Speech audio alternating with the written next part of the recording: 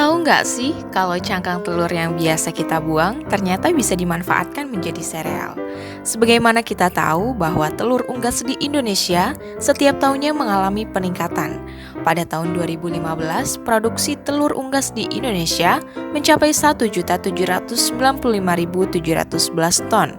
Dan setiap tahunnya, limbah cangkang telur bisa mencapai 179.571 ton. Kalian pasti selalu mengacukan cangkang telur kan selama ini? Pikir-pikir lagi ya setelah simak video ini. Ternyata cangkang telur yang kita buang sebenarnya memiliki kandungan gizi tak kalah tinggi loh, yaitu 10% bagian telur merupakan cangkangnya. Sebelumnya disclaimer dulu ya, yang dimaksud adalah cangkang telur ayam. Cangkang telur ayam mengandung kalsium dan mineral seimbang, tersusun atas senyawa protein sederhana yang berupa albumin dan memiliki struktur yang kuat. Kulit telur kering terdiri atas 95% kalsium karbonat dengan berat 5,5 gram. Selain itu, rata-rata cangkang telur mengandung 3% fosfor dan 3%-nya terdiri atas magnesium, natrium, kalium, seng, mangan, besi, dan tembaga. Gimana? Banyak kan kandungannya? Maka dari itu, cangkang telur bisa banget dibuat menjadi sereal yang aman dikonsumsi. Sebelum kita membuat sereal dari cangkang telur, terlebih dahulu kita membuat tepung cangkang telur. Pertama, bersihkan cangkang telur ayam dengan air mengalir hingga bersih.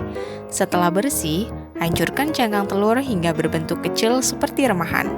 Kemudian, rendam remahan cangkang telur tersebut ke dalam Aquades dengan suhu 100 derajat Celcius selama 15 menit. Setelah itu, buang air bekas rendaman tadi dan pindahkan cangkang telur ke wadah yang berbeda.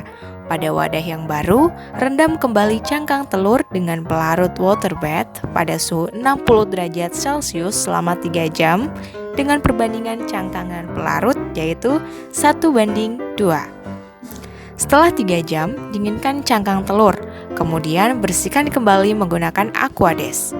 Cangkang telur yang sudah dingin dan bersih dapat dipindahkan ke loyang dan dikeringkan menggunakan cabinet dryer pada suhu 50 derajat Celcius selama 3 jam.